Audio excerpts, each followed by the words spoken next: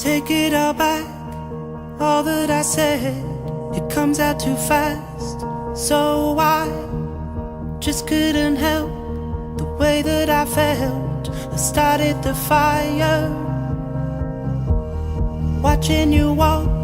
I followed you there, standing too close, it's hurting. I pictured the words, the warmth of your breath. I started the fire, it's burning. And it feels like jealousy. And it feels like I can breathe. And I'm on down on my knees. And it feels like jealousy. Seeing a light, a face in the crowd. My lonely heart is racing, and my whole world is under attack. What kind of love am I facing? Is it me that you want? Is it me you can have? Can you give me an answer? I'm tired of waiting. I'm tired of thinking. And it feels like jealousy. And it feels like I can breathe. And I'm on down on my knees. And it feels like jealousy. Oh, oh,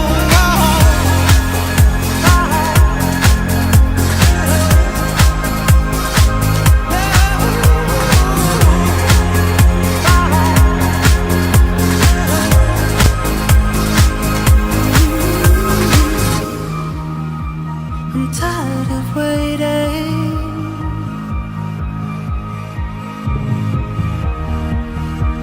I'm tired of thinking.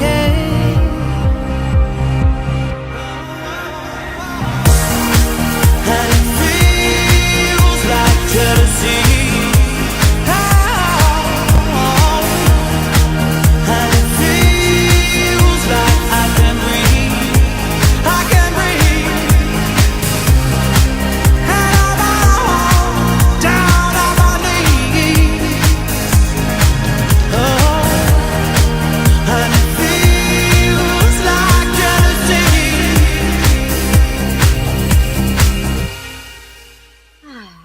Hello. Oh, I haven't set my camera. Let me just do that. Ah, that's better. Hi. How the devil are you? My goodness. My goodness. Can you imagine? Can you imagine?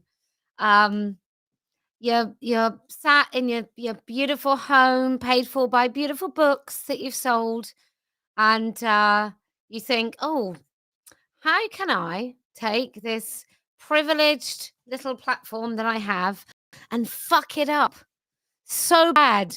How can I do that? Ooh, I know. I'll pick one of the most popular women who's like just um elegant, beautiful, just fair-minded, not, she's like there's me, show off, loud, center of attention. And then at the other end of the spectrum, there's Aja. And she's so lovely and she's quiet. And she said this before, so I'm not saying anything that you don't already know or shouldn't already know. But Aja found her voice at Let Women Speak. And she's just, many people around her have watched her blossom, and she's just lovely, and she's usually the coolest person in the room, right? And she looks about 20, and she's not. She's a fully fledged grown woman, but she looks really, really young, but she's super cool, and everyone likes her. That like the real fuck up of you, Millie. So Millie Hill, I'm going to put you in the picture in a minute, but let me just say this. the real fuck up of the socialist feminists is you can pick people off like me, and you know, you did it successfully for a while, but you can pick people off like me because I am a little bit Marmite. So there will be some people that go, "Oh yeah," and she did say that one thing that I don't like, so yeah. Um, and I'm like a really massive like me or hate me personality type. But Aja isn't that at all. She's a mild, fun, funny, just a nice woman, a really nice woman. And so now that you've gone for her, all bets are off. And I'm to Aja, I just want to say I can imagine it's really hurtful because you've done absolutely nothing to deserve this except literally exist. Which is a bit TRA in language, but like that's what they don't like about you. They don't like that you don't toe the line and you're your own woman, but just quietly you're your own woman. And that really pisses them off. They don't understand it. They don't get it.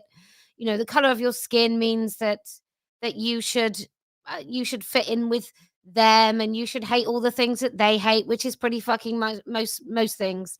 But anyway, so let me put you in the picture.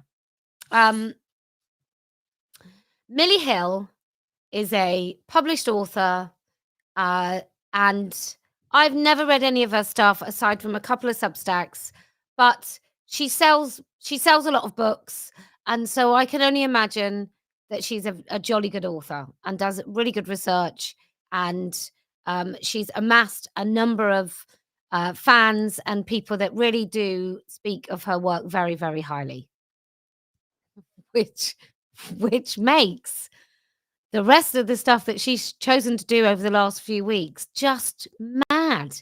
Like, doesn't she have some sort of publicist that can go, "Why don't you just not write a Substack about that, slagging off some woman that doesn't deserve it, that hasn't done anything?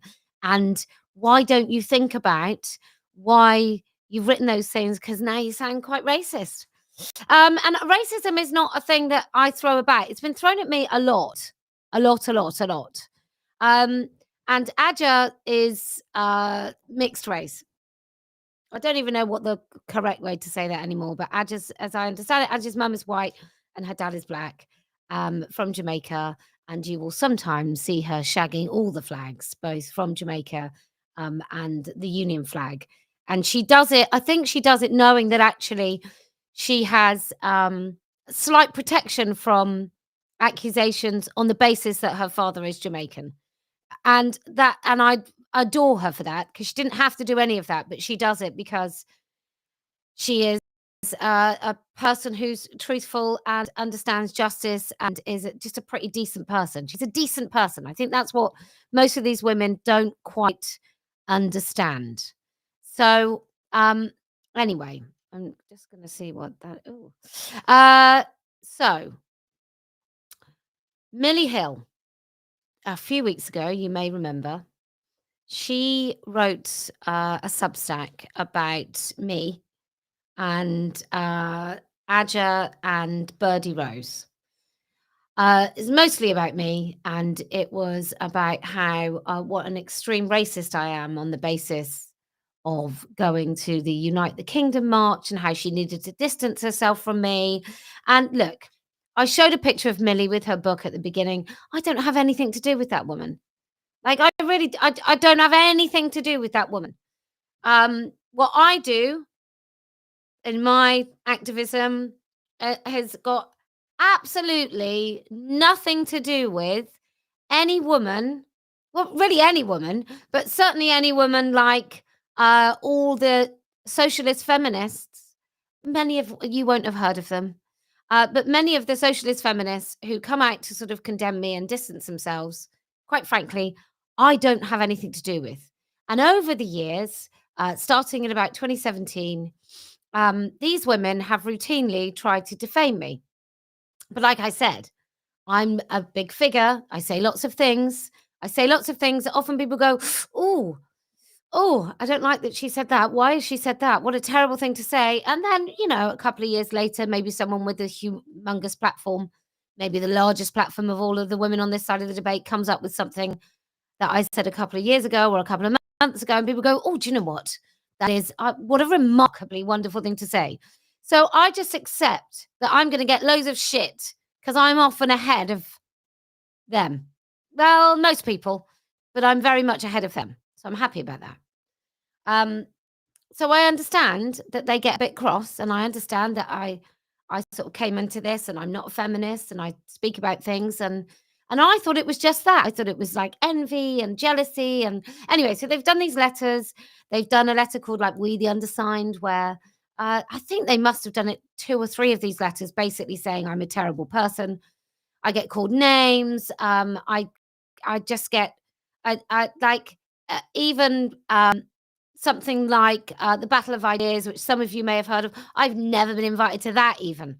Like it's just there is a large group of people that have kind of decided that um, I'm just not to be invited to anything. And many of those people will be the sort of people that go, I just don't want to be in front of the camera. I just don't want any limelight for myself. And then you find out that that's actually not true. So it's a this whole movement, quite frankly, is a little bit of a shit show.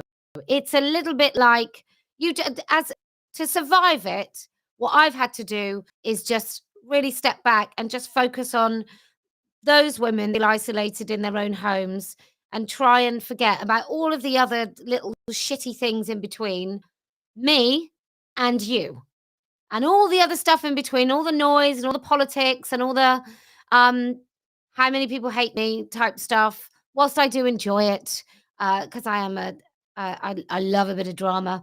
Whilst I enjoy it, you kind of in order to achieve anything, you have to ignore many women in this thing, and you have to talk about the things they do and not about them. And what's often when I'm talked about, I am talked about not the things I do, not the things I say, but maybe the things that people who I know say, or people that I've stood next to. Maybe it's things that they do or things that have been said about them. But that's this real feminist thing called trashing. And feminists are generally the worst of all women. The worst behavior of any person, women, I've ever known, and look, I'm not talking about male violence, but just generally speaking, of low level, really bad, like consistent, persistent, mean behavior are from people who call themselves feminists. And let's drill into. So this is just a bit of backstory, and one of the things, the reason I'm telling you this is one of the things that many of them don't like about Aja is that she had something to do with me. So that was that was her first mistake, really, that she had anything to do with me, and then that she also has her own mind, and they don't like that.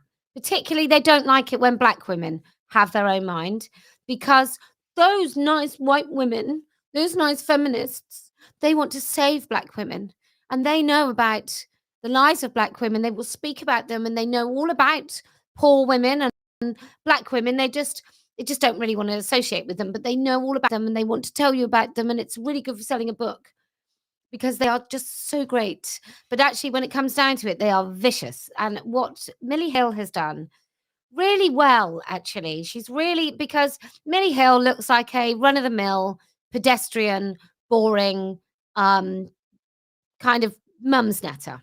And I say that as someone who used to use mumsnet. And I mean no harm from that. I just mean middle class, probably has a nice car, probably has a lovely house, probably makes sourdough, probably in a sourdough WhatsApp. But she's a real run of the mill, nothing that you don't feel there's an edge to her or anything. I don't know anything about her. This is the impression that I get, that she's just run of the mill, nice woman. And so when she came out with this latest Substack, I think it's been I think it's just been a bit of a shock. I think it's just been a bit of a shock for everyone that actually she's just ripped that mask off. She's ripped that mask off really, really successfully. And let me just see if I can get rid of whoever this troll is. I can't, because I can't see them now. she's just ripped the mask off, and she's ripped it off because it's not just the far left rabid nut jobs in sort of tiny little places in left-wing feminism. It's pretty much like throughout. It's a feature, not a flaw, right? It's a feature of left-wing feminism that what you do is you trash somebody's reputation, you trash them by guilt by association, and you do all of this. And why do you do all of this? Well, because you're signaling to the rest of the group. So when Millie Hill wrote her latest Substack, just for her paid subscribers, which says some really quite disgusting things about Aja, when she did that, she was signaling to her group, and she expected her group to kind of give her a round of applause for it, and I suspect some of them have. She's not trying to tell you anything. She's not even trying to send a message to Aja. She's probably hoping that no one will read it. But this is what left-wing women do. They all they basically exchange kind of in order to be consistently accepted in the group, they basically have to do public acts of distancing and trashing of other women, and to prove that they belong in the group. It's like a permanent audition. So this is what they do. Now, this is on the back of the feminist conference called Filia, which I talked about. But this is on the back of the feminist conference where the same women that for the last 6 or 7 years have called me a racist and Islamophobe. And let me just say, if you know anything about Islam, then you would also be called an Islamophobe. So they have called me racist, white supremacist, and all of these things. And really what they were doing is they were trying to protect themselves because actually they are genuinely racist. They're genuinely racist. They're not genuinely racist because they talked to someone once. They are genuinely racist because the attitudes that they have towards Black women is patronizing, condescending, and as if Black women don't know their own mind and they need to be advised by white women. And I think this is not better exemplified, or there's not a better example than an Oxford professor who sort of specializes in the fucking working class. Who then gave David Hayton, who dresses as a woman and pretends to be a woman, and is in schools changing the guidance. And she organized a left-wing feminist conference. She organized like a standing ovation for David Hayton. So this is what we're talking about. We're talking about that. We're talking about these women who want to speak for working class women because it suits their purpose, but they won't talk to you, ladies, because you have scummy, vile opinions. You're just scum. You're racist. You're scum. You don't know how to speak about things. You get angry, blah, de, blah, de, blah. So at Filia, and I'm going to say this again because I think I've still seen people not doing it. So I'm going to say this again. At Filia, a person in the opening number of speeches, and she's shared it on Twitter, so you can, or X, you can see for yourself, right? You can see for yourself.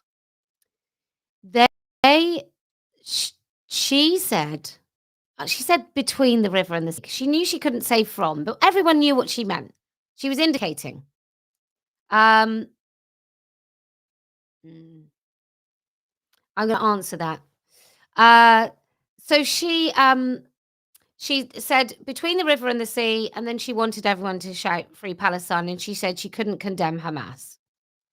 Now, she said she couldn't condemn Hamas, and in context, she said because of the bad things of the Israeli government. And I'm going to say at a feminist conference, there is no equivocation.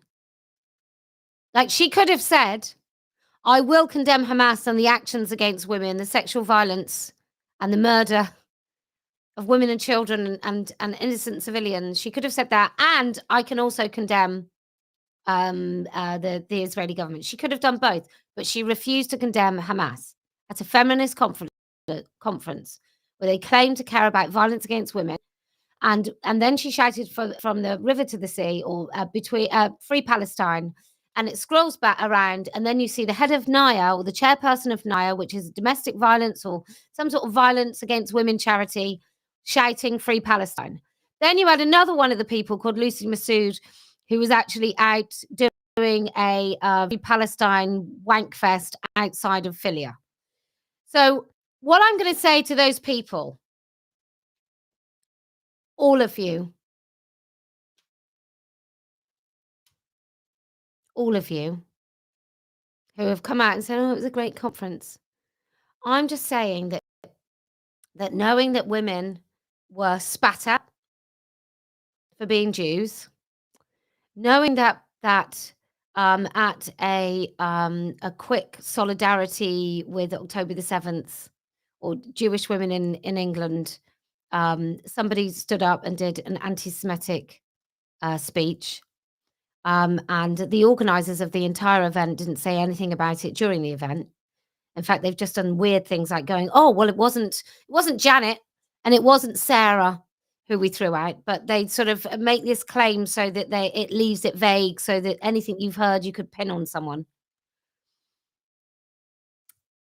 If at the end of that you are still saying thank you to Filia, it was a great event, then I don't know what to say to you. I'm so disappointed. I just don't know what to say to you. How do you what is there to say when they've done that, Jewish women have felt distressed and unable to continue, and the organisers have said nothing, and you've still stayed? Like, I don't get it. I mean, if Jewish women have made their decision that they want to stay, and that's one thing, but you knew this happened, and it didn't cross the line. It didn't cross the line for you. And I just think that's interesting. It didn't cross the line. And this is a curated event with organisers where everything's decided upon. Like, when I've had things happen at my events, that the intention has always been to disrupt my event. Like, even when Nazis turn up, their intention is to disrupt. So we can't let them disrupt. But it's not on my stage. It's not on my microphone. It's not with people who have paid good money to come to my event, because my events are free and it's open mic. So that's the risk I take. But you curate. And what's really important about that curation is that you refused anybody that had anything to do with me. You refused a woman's piece of art that was about let women speak. So, and then there was a poster there, or a thing to be handed out, that was really deeply anti-Semitic, and there was also a woman selling hijabs at a feminist conference. There's a woman selling hijabs. So anyway, this is what we're talking about. We're talking about all of those people involved in all those things I've just talked about. They're the people that have been calling us racist. So anyway, Millie Hill, let's get to you.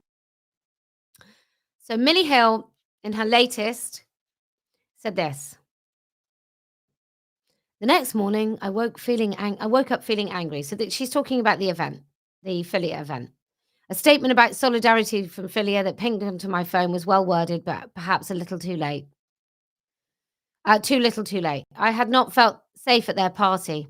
Other women had felt offended and unsafe in the open plenary or subsequent sessions and discussions." Can I just say, she hasn't distanced, as far as I can see, she hasn't distanced herself from it. She hasn't distanced herself at all from Filia or Lisa Marie Taylor or any of the other organisers. She hasn't. She hasn't said, there's this extreme leftism and I want nothing to do with it. I went to the session on celebrating the Supreme Court judgment, but that even that felt flat. As I've written about here on my Substack before, I am a highly sensitive person. I'm a HSP. Yeah, just not when it comes to other people, though. And negative energy drains me. Can Can I just say, I don't know if that's a thing, but that just sounds so fucking self-absorbed. Adding to this, as I mentioned in posting notes, I'm not having the best of times in my family life at the moment for various reasons, and had come to Filia to escape conflict, not find more of it. And like most of us right now, I feel sad that the world is in division. Let's just find, there are some other, there we go.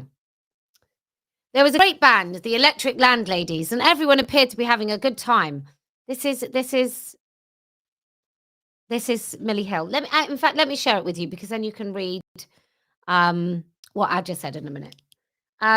Everyone carried on drinking, and we danced to piped disco music.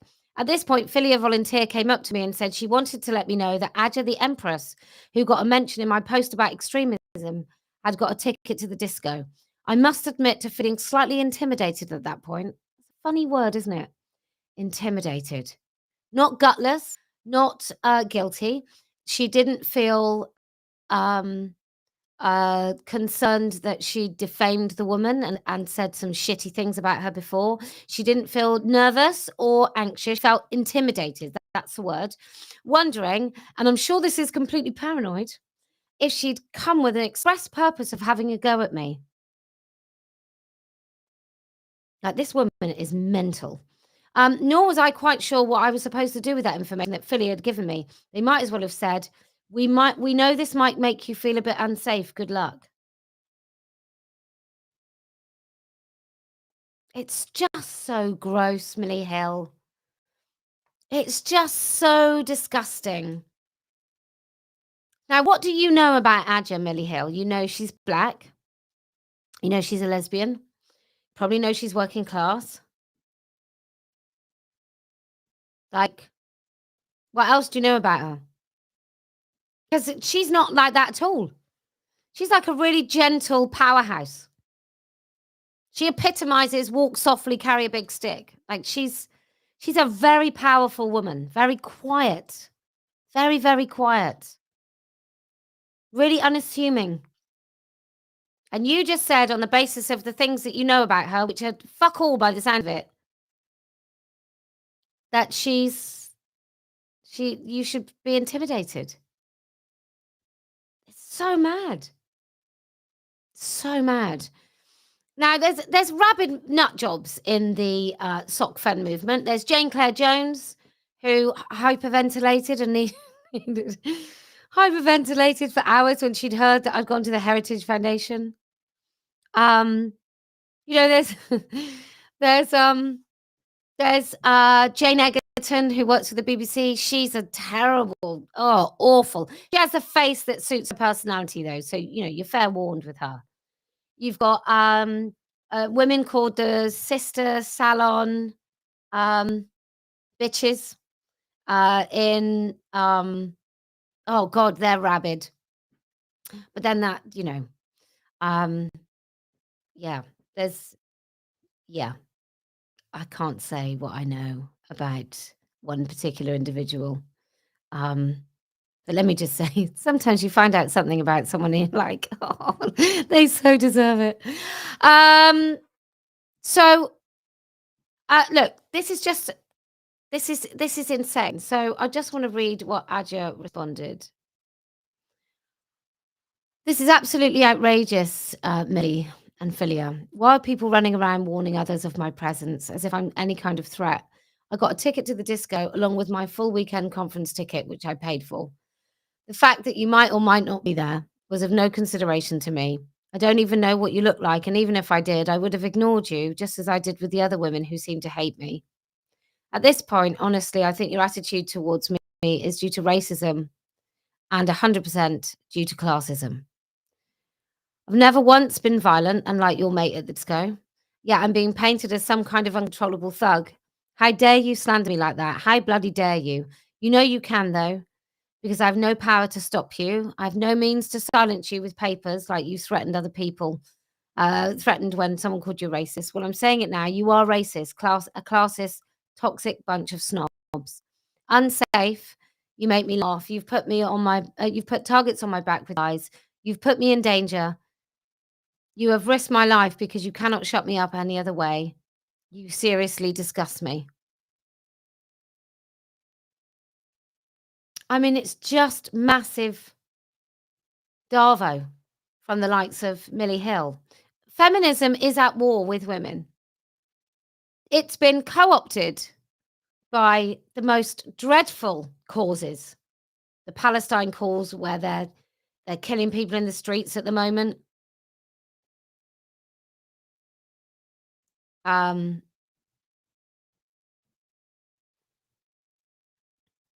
Here you go. Sussex woman. Kellie-Jay at war with everyone who doesn't agree with her in every tiny detail. 100%. Why wouldn't I be? I'm right about everything. I'm not like one of you sad, horrible, nasty cows. I say what I think. And I'm happy for people to disagree. You can get your own fucking channel and you can go and talk about me if you like. You can join a nice little GC mental group full of women who need something in their lives, maybe some narcotics. I have no idea. But you're all mad. You're all so nasty. And I just think, why are you so nasty? Well, most of you just don't achieve anything. You've got nothing going on in your life. You're not happy or joyful. And why is that? Because you don't do anything that's of any value at all. You don't go and talk to people and hang out. Like, nobody likes you. People meet you, any of you lot. Nobody says, oh, I met one of the sock femmes. They were so nice. They were so great. It was so fun. Oh, what did you do? Well, we knitted some tampons. Yeah, we recycled bras and made wigs out of leaves. It was amazing. We did so much. We did so many wonderful things. We sent some packages to poor people. Like, oh, we didn't include any sugar though, because some poor people are so fat.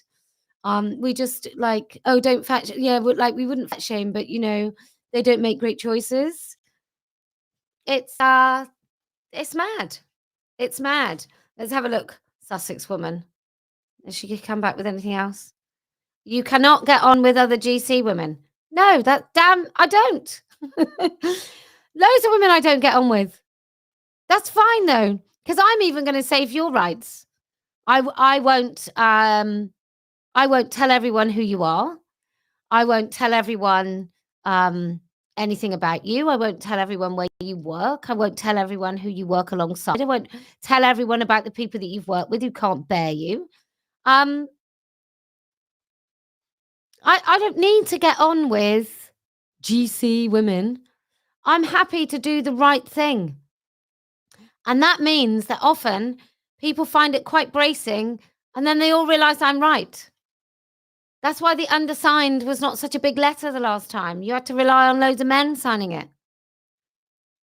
So it's fine. I don't need to get on with anyone to do what I want to do. And look, to be really immodest, I'm used to women not liking me very much. It's fine.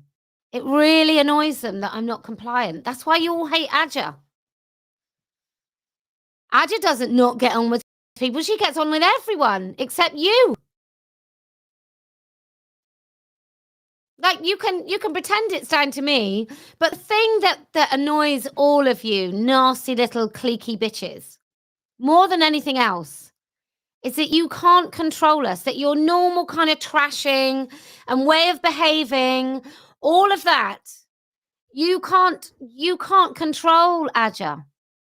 And you can't control me, and I am not persuaded by your tactics. I'd said back in 2018, and you can go back and have a look. I'm sure you've watched it many times because you're all rather obsessed, but welcome. You can go back and have a look. I said, I don't care if they hate me. I don't care if women on the left hate me. I don't care if women on the right hate me. I don't care if you all hate me. I don't care. I just want to speak the truth and get this done. So you can stick up for You can stick up for Muslim men if you want. You can try and diminish the whole kind of rape gangs and pretend that it's all the same. And, oh, well, every time anyone talks about Pakistani Muslim paedophile rape gangs, one of you little twats has to pipe up and go, yeah, but white men rape. Yeah, we fucking know they do. We know that they do. We're quite pissed off about that as well. But we can all talk about white men raping. We're not allowed to talk about Pakistani Muslim men grooming young girls, raping them. We're supposed to not talk about that because it's racist. Sussex woman has never done anything. We all know who she is. We all know who she is. She doesn't do anything for anyone. So, but look, essentially, someone like Sussex woman and the rest of the clan, they're just annoyed. They're just really jealous. It's really basic. It's really old. They're not beautiful enough. They're not clever enough. They're not charismatic enough. They're not successful enough. They're not relatable. People don't like them. And rather than improve themselves and look in the mirror and ask themselves, like, why is it that I'm such a dick? They just have to try and pull other women down. So it's fine. Look, it's been happening to me my whole life. That's what happens when you're beautiful and funny and clever and modest, and full of humility. That's what happens. It's fine. I don't care. It's fine. And look, it gives me fuel. I mean, I sometimes ask myself if I'm some sort of sociopath because I'll take your attention even if it's negative. It just makes me laugh. It's kind of if Aja wasn't hurting so much over this terrible, terrible attack, I would really be enjoying watching all of you reveal yourselves to everyone because I think there's been a long time when I think there was a long time where people were still persuaded that many of the women on the left are calling themselves socialist or otherwise. There's plenty of other toxic women, but many women on the left who called themselves socialist feminists. I think people were still thinking that actually they were nice and in it for good reasons, and they're not. They're not at all. Yes, thank you, Ola 9415. I'm very shy. So yeah, it's mad. It's totally mad. But I'm glad it's happened in a way. I'm sorry that I'm really sorry that Aja is so upset and it's so undeserving that I really can take all of them on, and I'd enjoy it very, very much. In fact, if any of you lovely women in the Socialist Feminist Network, and let me just remind everyone, this happened a few months ago about ultras, and I think it involved pretty much most of the names that you would have heard of in this movement. And the Spectator phoned me and asked me if I'd be willing to debate these women on ultra and the use of the right language and so on. And I said I'd debate any single one of them or all of them at the same time. And they said great, and they went to find me an opponent, and they couldn't find one. There's not a single woman in this movement that would debate me. Not one. Not one. But that's okay. I don't blame them because, that lose thing never happens. Never happens at all. I just don't. So anyway, I've really enjoyed spending time with you. And Aja, I think you just have to accept that when you are such a wonderfully bright star, that you are going to really piss off some women because they don't know. They don't know that they're racist. Often they think they really aren't racist, which is why they keep accusing everybody else of being racist because they don't know that they are. And the reason they kind of are hypersensitive to racism is because they are actually racist. And so they recognize or think they see things in other people, and they have to police that, and it saves them looking at themselves. That's one thing. They are racist. They definitely are classist. And I guess part of the racism and the classism is also tied up in the fact that they don't think that you have your own mind and they know better than you. So that's another thing. Uh, what else? And you're beautiful and quiet.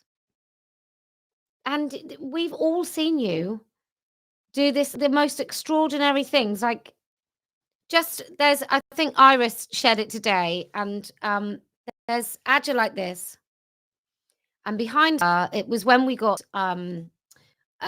surrounded by BLM people, Black Lives Matter, and they all came in and they all were quite aggressive and violent. In fact, one of the women that Aja holds back ended up getting shot in the face. So this wasn't fun. This was dangerous. And Aja just stood there with her arms like this, and I mean, she looks annoyingly beautiful, and she just stands there and she just holds these people back, and you can see her getting pushed, and she's just calm and still and pretty amazing. And I think that's very difficult to deal with. Like loud women who are very excited by their own voices, which may or may not include me, but loud women who like to be heard all the time, I don't find this. Those other women can find that really threatening. Because if you're a loud person, a quiet person makes you feel silly. And I think that also is something that's happened with Aja. You know, she's just everything that those women aren't. She's just everything that those women aren't. And I don't know what else to say, except in many ways it's a compliment. And it's not going to go away. And I can't imagine it's the first time that Aja's been supposedly disliked on the basis of the fact that she's beautiful and a decent person. So, yeah. Anyway, that's all I wanted to say. Some people are asking about my daughter. Let me just tell you very briefly. So, she'd been ill for a few days, like really ill. And then she just happened to mention that she had a pain in her side. And then I got an appointment at the doctor's because she was like really, really in pain. Her temperature was nuts. So we ended up in the hospital as an emergency admission. She had morphine and a triple antibiotic. She had a CT scan. And what they discovered is a really bad infection and sepsis and E. coli. And she got given this triple antibiotic. And then they sent her out. I stayed on the floor, which actually at 51 is not very comfortable. I stayed on the floor. She had a bit of a sleepless night. She was in a lot of pain. She couldn't get comfortable. We got moved to a ward. I'm going to talk about this tomorrow and talk about the NHS and do a space. But we got moved to a ward where the care was absolutely diabolical. From start to finish, the NHS is shit. And the NHS is shit if one person has an ordeal like that, and I've been reading about so many, so I don't wanna hear people say, "It's not broken, it was great for me." Well, a system that isn't great for everybody is broken. Let me just say that. So anyway, I stayed on the floor, and at 6:30 in the morning, I'd already complained twice about a massive, great big, commode full of urine that was on the floor in the toilet, where the patients went, not where I went. And,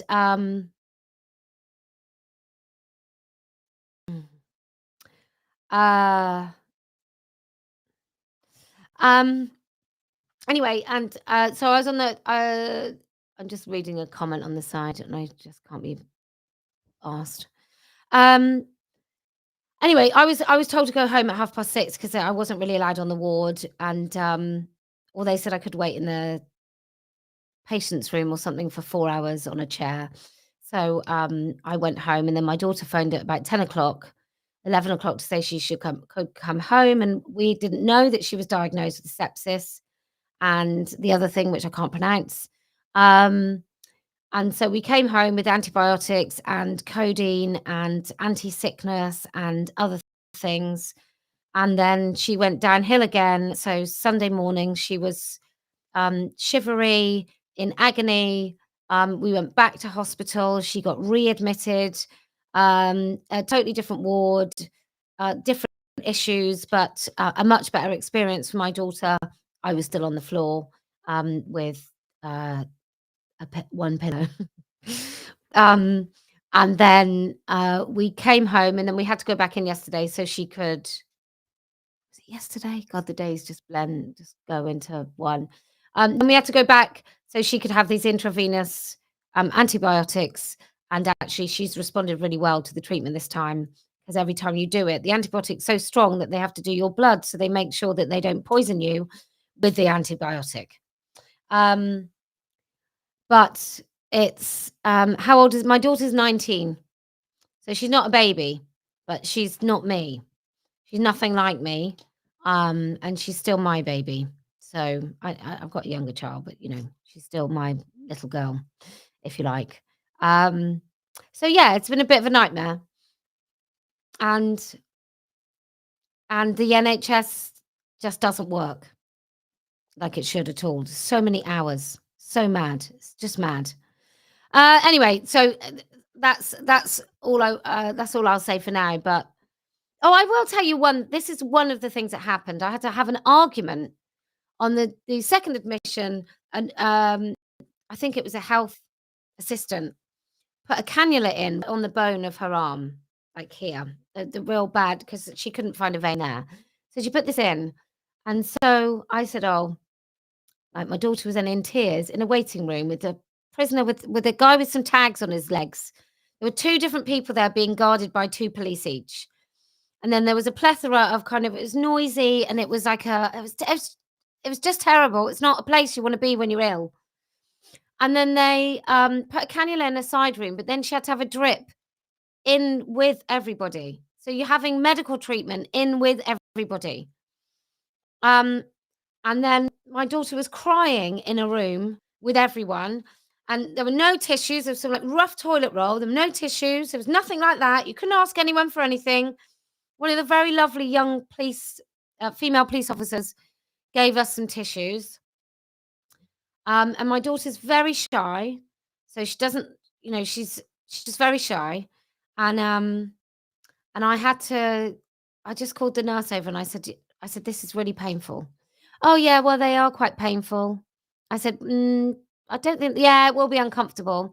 And I said, "Right, but it's not uncomfortable. She feels like she's got a nail being driven into her arm. Like, that's like, it's beyond uncomfortable. It's very, very painful." And the nurse said, "Yeah, well, if I take it out, you have to have another one put in." And I said, "Well, it could be, if you put it somewhere else." "Yeah, well, it is, yeah, well, it's gonna be uncomfortable." So I then end up saying, 'cause it's 11 o'clock at night at this point, I just said, "No, they didn't insert an IV in front of people. They'd already done the cannula. They did the IV in front of people." And so I said, "Look, I don't want to be rude, but I want you to take it out now and put another one in." And she knows that you're gonna put another one in, because she knows that she's gonna need some more IV, and she knows that she's probably gonna go onto a ward where they will give her IV antibiotics. So we know she's gotta have another cannula, but you need to take that out now. And she said, "Oh, I don't think you're being rude." And I said, "Well, I am gonna be rude. Take it out now." I mean, it's just awful. And that's the and like I reported the nurses on the ward the night before, and people were saying, "Were they English?" Well, none of them were English on the ward the night before. And then this woman was English, white British, like not just British, she was white British. The other women none of them were from this country, and a couple of them, you could barely understand them. And I have theories about this, which I'm going to talk about tomorrow. I have theories about why people that we recently have imported specifically to work in the NHS is not the same as nurses of old who came over here and were just as good as our nurses. It's not the same. There was a lovely care assistant on the second ward who was really, really lovely. She couldn't understand a fucking word an elderly patient was saying, and the elderly patient couldn't understand her. And so the elderly patient wasn't getting the things that the elderly patient was requiring. It's just a fucking mess. Anyway, we'll talk about that tomorrow, but I thought I'd just fill you in. But she's definitely getting better, which is great, because there was a point where I thought, we have to cancel Oxford? And we don't. Anyway, so I'm going to say this again. Millie Hill is a really fine example of actually what you should expect from feminists on the left, socialist feminists on the left, professional women who make a lot of money out of feminism, make a living out of it. It's a very, very different thing than women who do, who work for women. Like, there's lots of women who work for women who aren't well paid. It's very, very different. But what these WhatsApp sourdough women have in common is that they don't like working class women. They don't. They don't like, I don't even know to say us. I feel like in one respect they feel that I am a working class woman, but they can accuse me of being middle class whilst accepting that they're middle class, and that's fine, but I'm also some sort of grifting multimillionaire. But yeah, just can I say, Cara, she wasn't just discharged because she had sepsis. She had sepsis so bad that and a kidney infection so bad that it could be clearly seen quite a large area on a CT scan, and they told me that it's unusual to be able to see it, to pinpoint it quite so clearly on a CT scan. So she was really quite bad. But look, as for me not being liked, it's an occupational hazard that people don't like you if you speak the truth. And I couldn't give a shit.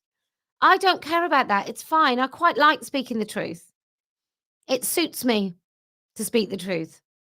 And if it means that the only thing I've got left at the end of the day is not a group of admirers or friends, but I've got my dignity and self-respect, then I'm fine about that. I'm absolutely fine about that. Okay. I'm not going to be divulging any more information about my daughter's health. That's her business. So, look, if you can speak the truth, even when apparently it makes you terribly unpopular, then I promise we will win. If you want to show ordinary women that there are a lot of us who care about women, then you can do that this Saturday at 1 o'clock in Bond Square in Oxford. And if you're in the north of England and you want to support women, women that work in the NHS, older women that work in the NHS, who I suspect have don't offer any experiences to their patients, like some of the nurses I encountered did, then I will be at the Darlington Nurses Tribunal in Newcastle from 9 a.m. outside of the court. Anyway, if you can come and support women 1 till 3, Bond Square in Oxford, then I promise we will win. And do you know why else we're going to win? Well, because I never lose. Step by step, heart to heart, left, right, left, we all fall down like toy soldiers.